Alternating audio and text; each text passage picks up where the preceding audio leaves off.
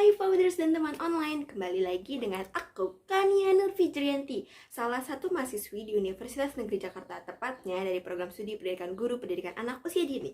Kali ini aku mau bermonolog tentang apa yang sudah aku dapat selama 1 semester belajar teori seni bersama Ibu Indah Juniasi SPD MPD, dan akan aku bagikan kepada kalian. Tapi di video ini bakal lebih fokus kepada seni musiknya. Jadi, dengarkan narasiku sampai habis ya. Berbicara tentang seni, kita akan memulai dari hal yang paling dasar, yaitu definisi seni. Menurut Plato, pengertian seni itu adalah hasil tiruan alam dan segala isinya. Menurut Leo Tolstoy, pengertian seni adalah ungkapan perasaan pencipta yang kemudian diungkapkan kepada orang lain dengan harapan mereka dapat merasakan apa yang dirasakan oleh penciptanya. Menurut Ki Hajar Dewantara, arti seni adalah hasil keindahan sehingga dapat mempengaruhi perasaan seseorang yang melihatnya. Dan seni merupakan perbuatan manusia yang bisa mempengaruhi dan menimbulkan perasaan indah. Menurut aku sendiri, seni adalah alat komunikasi untuk mengungkapkan perasaan yang dirasakan oleh penciptanya sebagai media berkreasi. Menurut Deidara, seni adalah ledakan, dan menurut Asori, seni adalah keabadian. Kalau menurut kamu, seni itu apa? Tulis di kolom komen ya. Dalam penciptaannya, seni memiliki tujuan yang sangat beragam. Berbagai tujuan seni tersebut diantaranya adalah tujuan seni yang pertama mengembangkan kreativitas. Kehadiran seni membuat manusia menjadi lebih kreatif dalam melakukan atau menciptakan sesuatu. Yang kedua, mengembangkan kemampuan dalam mengapresiasi sebuah karya, sehingga orang akan belajar memahami nilai dari seni tersebut lebih dalam. Yang ketiga, mengembangkan keterampilan yang dimiliki. Setiap manusia akan mengalami hambatan dalam melakukan setiap pekerjaan. Dengan adanya kebebasan pada seni bisa menyelesaikan hambatan yang terjadi. Yang keempat, mengembangkan kepribadian. Karena setiap seniman memiliki kepribadian yang khas atau unik. Sedangkan untuk fungsi seni dapat dibedakan dalam 2 kelompok, yaitu fungsi seni bagi individu dan fungsi seni bagi sosial. Fungsi-fungsi tersebut adalah sebagai berikut. Fungsi seni bagi individu. 1. Seni sebagai alat pemenuhan kebutuhan fisik, misalnya seperti perabotan, pakaian, dan sebagainya. Yang kedua, seni sebagai alat pemenuhan kebutuhan emosional. Emosi adalah perasaan di dalam diri manusia, baik itu perasaan senang, marah, sedih, haru, cinta, benci, dan lain-lain. Semua orang perlu meluapkan perasaan di dalam diri mereka agar kondisi kejiwaannya tetap normal, misalnya seperti lukisan, musik, tari, novel, film, dan lain sebagainya. Sedangkan fungsi seni bagi sosial yang pertama, seni sebagai media agama atau kepercayaan. Seni punya peranan penting dalam penyampaian pesan religi atau agama kepada manusia. Hal ini bisa kita lihat dari busana atau pakaian, upacara pernikahan, upacara kematian, lagu rohani, kaligrafi, dan lain-lain. Yang kedua, seni sebagai media pendidikan. Melalui seni, individu dapat belajar tentang nilai-nilai dan ilmu pengetahuan dengan cara yang menyenangkan. Misalnya, seorang siswa dapat belajar musik atau drama, di mana kegiatan ini dapat mengekspresikan diri mereka kepada orang lain. Yang ketiga, seni sebagai media informasi dan komunikasi. Seni bisa menjadi bahan komunikasi atau berbincang mengenai sesuatu, misalnya untuk memberi pesan, gagasan, ide pokok, kebijakan, kritik dari sebuah seni tersebut. Misalnya, penggunaan poster yang bernilai seni di mana di dalamnya terdapat informasi tentang bahaya narkoba, pentingnya imunisasi, dan penyampaian program pemerintah. Fungsi seni bagi sosial yang keempat adalah seni sebagai media hiburan. Sebagian besar yang berkaitan dengan hiburan mengandung unsur seni di mana para pelaku seni dapat mengekspresikan diri mereka secara aktif atau pasif. Seorang seniman dapat merasakan senang, marah, terharu ketika karyanya disukai atau tidak disukai oleh orang lain. Begitupun individu yang melihat, mendengar, merasakan sebuah karya seni. Manusia bisa merasa terhibur ketika melihat sebuah lukisan, menonton bioskop, atau menonton sebuah konser musik. Yang kelima, sebagai penambah ekonomi. Tak bisa kita pungkiri bahwa seniman juga butuh makan dan tempat tinggal dari hasil karyanya, sehingga karya seni yang diciptakan bisa ditujukan untuk tujuan komersil. Memiliki identitas dan sifat dasar apa saja ya? Identitas seni menurut Wikisar, yang pertama ekspresi, imitasi, keindahan, hiburan, komunikasi. Sedangkan sifat dasar seni menurut Basomi, sifat kreatif, sifat emosional, sifat individual, sifat abadi, dan universal. Nah teman, secara umum seni dibedakan menurut indera penserapannya loh, yaitu seni audio, seni visual, dan seni audiovisual.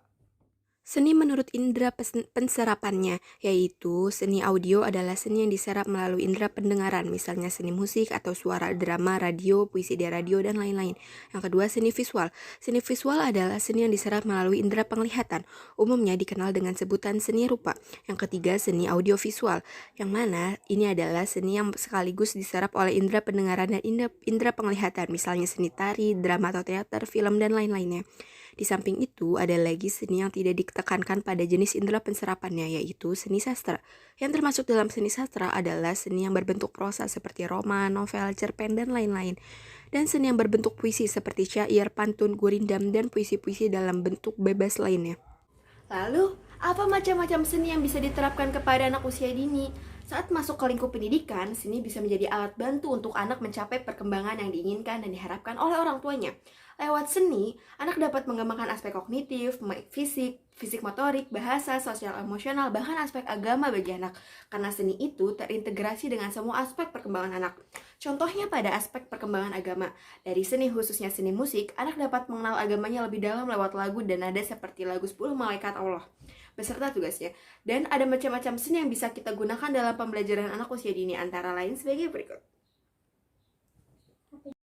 Macam-macam seni yang bisa kita gunakan dalam pembelajaran anak usia dini antara lain yang pertama seni musik. Musik adalah salah satu seni yang hampir semua kalangan usia menyukainya, termasuk anak usia dini. Dengan menambahkan atau memasukkan suatu pembelajaran dengan adanya unsur seni musik dan seni suara dapat membantu anak untuk mengingat suatu hal, dapat membantu anak pula dalam mengembangkan imajinasinya. Musik juga dapat mengembangkan kemampuan bahasa anak, karena dari musik anak dapat menambah kosakata mereka. Lalu ada seni tari. Seperti yang kita ketahui, anak sangat aktif, sering bergerak ke sana kemari. Oleh karena itu, tari sangat cocok bagi anak untuk membuang energinya. Berbicara seni tari untuk pembelajaran, tari jelas dapat mengembangkan kemampuan motorik anak. Tari yang dilakukan dalam berkelompok juga dapat mengembangkan sosial emosi anak.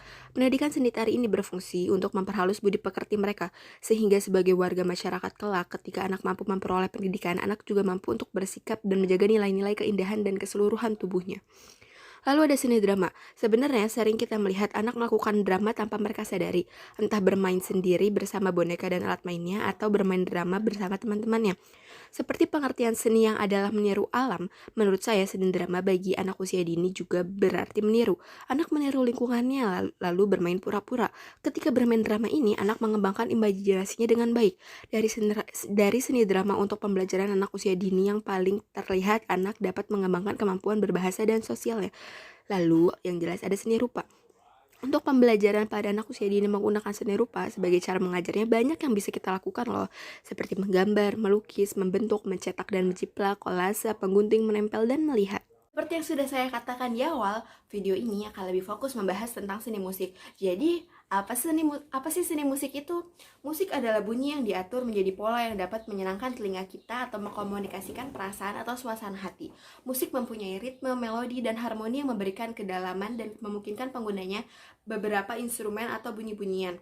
Sedangkan seni menurut Suhas Yardja, dosen senior Fakultas Seni di Indonesia, mengungkapkan seni itu adalah rasa indah dari manusia dengan bentuk sesuatu konsep pemikiran yang bulat berwujud nada-nada atau bunyi lainnya yang mengandung sebuah ritme dan harmoni, serta mempunyai suatu bentuk dalam ruang waktu yang dikenal oleh dirinya sendiri dan manusia lainnya dalam sebuah lingkungan.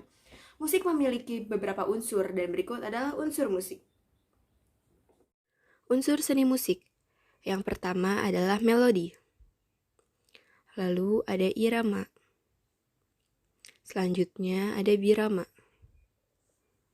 Selanjutnya lagi ada harmoni. Lalu ada tangga nada. Ada tempo. Ada timbre.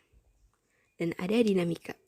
Karena sedang menempuh pendidikan di PG PAUD, sudah pasti materinya tidak akan jauh dari anak usia dini. Teman-teman penasaran tidak musik bagi anak usia dini? Jangan di-skip ya.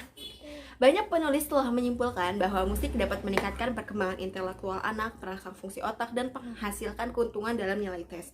Lalu, sebenarnya apa tujuan musik pada anak usia dini? Dan kegiatan bermusik seperti apa yang bisa kita lakukan? Tujuan musik pada anak usia dini. Anak-anak terlibat pada kegiatan musik dan menikmatinya. Anak dapat mengekspresikan diri mereka menggunakan musik, baik secara vokal maupun instrumental. Anak mendapatkan pengalaman dalam berbagai jenis musik melalui mendengarkan, menyanyi, memainkan musik, dan gerakan. Anak juga dapat memahami dan mengalami konsep musik dasar yang sesuai untuk tingkat perkembangan mereka. Kegiatan musik yang bisa kita lakukan adalah bernyanyi, mendengarkan lagu, bermain alat instrumen, bergerak atau menari, dan membuat musik. Oh iya, kalau berbicara musik yang dikaitkan kepada anak, pasti tidak akan jauh dari kegiatan menyanyi. Sebenarnya lagu apa sih yang harus kita pilih untuk diperdengarkan kepada anak agar mereka dapat menyanyikan lagu yang sesuai umurnya? Dan lagunya itu bukan itu saja. Sebelumnya, Tahukah kalian bahwa lagu untuk bernyanyi itu dibagi menjadi 5 jenis? Pembagian ini dimaksudkan untuk mempermudah teman-teman dalam mengkategorikan lagu apa yang harus dipilih untuk bernyanyi bersama adik kalian, keponakan, anak tetangga, murid, atau bahkan kepada anak teman-teman sendiri. Dan berikut adalah jenis lagu yang bisa digunakan sebagai patokan dalam memilih lagu. Yang pertama ada nursery rhyme song atau lagu anak-anak bersajak. Melodi pada lagu sajak anak-anak itu sederhana dan mudah diingat. Contohnya lagu Potong Bebek Angsa. Lalu ada pengantar lagu tidur. Lagu pengantar tidur. Lagu pengantar tidur biasanya lembut dan lambat. Mereka menciptakan suasana hati yang menenangkan yang dapat dinikmati anak-anak. Contohnya seperti lagu Lullaby and Good Night. Lalu ada lagu folk and traditional song. Lagu-lagu yang menarik ini adalah bagian dari warisan kita dan telah dinyanyikan oleh anak-anak kecil selama ratusan tahun. Contohnya lagu tradisional itu ada kayak Lir Ilir, atau Kecang, dan lagu-lagu tradisional lainnya. Lalu ada chants atau nyanyian. Pada tahun-tahun awal, anak-anak mulai melantunkan ungkapan atau arahan. Nyanyian ini mudah dan sangat ritmis. Mereka sering melakukan setengah bernyanyi dan setengah berbicara, karena hal ini adalah bagian alami dari perkembangan menyanyi pada anak-anak. Beberapa nyanyian dibuat oleh anak secara spontan atau dari cerita dan puisi yang mereka dengar. Kemudian dapat diulang bersamaan dalam kelas. Contohnya seperti ABC Chan atau Hello Song, lagu Hello Song. Yang terakhir ada permainan jari atau lagu aksi. Lagu aksi menggabungkan melodi dengan gerakan. Ini adalah kombinasi yang bagus untuk anak yang aktif. Ketika sebuah lagu baru diperkenalkan, banyak anak yang berpartisipasi hanya dalam gerakan dan dapat mereka tiru dengan mudah. Seperti lagu Kalau Kau Senang Hati. Tepuk tangan. Musik bagi anak usia dini juga memiliki tahapan loh, dan berikut adalah tahapannya. Tahapan musik bagi anak usia dini. Yang pertama untuk toddler, dapat membedakan suara, meniru, memperkirakan pitch. Lalu toddler juga sudah bisa menjelajahi pembuatan suara dengan benda-benda rumah tangga. Lalu toddler juga sudah bisa bernyanyi atau bersenandung. Untuk anak 3 tahun, mereka memiliki kontrol suara yang lebih baik, responsif terhadap ritmik, dan penguasaan lagu. Mereka sudah dapat memilih nama-nama lagu favorit mereka, dapat mengenali lagu-lagu yang akrab, dapat menyanyikan bagian-bagiannya. Lalu anak 3 tahun juga dapat memainkan instrumen ritmik sederhana dengan munculnya kesadaran beat, tempo, dan pitch. Untuk anak 4 tahun, mampu mempelajari konsep musik dasar seperti pitch, durasi, tempo, kenyaringan. Anak 4 tahun juga dapat menggunakan bahasa untuk mengekspresikan ide-ide mereka. Anak dapat mengklasifikasikan alat musik. Anak dapat menyanyikan lagu lengkap dari memori dengan kontrol suara. Anak dapat menikmati permainan menyanyi kelompok. Anak usia 5 tahun sudah memiliki rasa terhadap nada, irama, dan melodi. Mereka dapat menunjukkan beberapa konsep musik dalam keyboard kecil. Mereka sudah dapat menikmati lagu. Lalu anak umur 5 tahun dapat memproduksi melodi dan memiliki jangkauan vokal dari 5 hingga 6 not. Untuk anak 6, 7, dan 8 tahun, mereka sudah memiliki suara bernyanyi di tingkat dewasa. Mereka dapat menyanyi selaras dengan kisaran vokal sekitar 8-10 nada. Rasa harmoninya juga sudah muncul. Mereka sudah dapat belajar membaca lirik lagu. Mereka dapat mampu menguasai lagu dengan tuntutan memori dan keterampilan sequencing yang lebih besar. Mereka sudah preferensi musik mereka sudah cukup mapan, dan anak umur segini sudah dapat mengungkapkan minat dan belajar memainkan alat musik. Kenapa sih memangnya kita harus memberikan musik pada anak usia dini? Jawabannya adalah karena musik terintegrasi dengan semua aspek perkembangan anak. Sehingga dengan musik kita dapat membantu mengembangkan aspek perkembangan anak. Seperti dengan musik kita dapat mengembangkan aspek perkembangan bahasa anak melalui pembendaharaan kata mereka yang akan bertambah, dan kemampuan menyimaknya juga dilatih saat mendengarkan lagu dan semacamnya. Lalu seperti yang sudah saya katakan atau singgung sebelumnya, musik dapat membantu perkembangan moral dan agama melalui pembelajaran yang menyenangkan lewat lagu untuk mengenal agama lebih dekat dan belajar moral tanpa disadari. Begitu pula dengan aspek perkembangan yang lainnya, musik juga berperan dalam membantu mengembangkannya. Cukup sekian cuap-cuap dari saya kali ini. Semoga Powders dan teman online tidak bosan. Sampai bertemu di video selanjutnya ya. See you.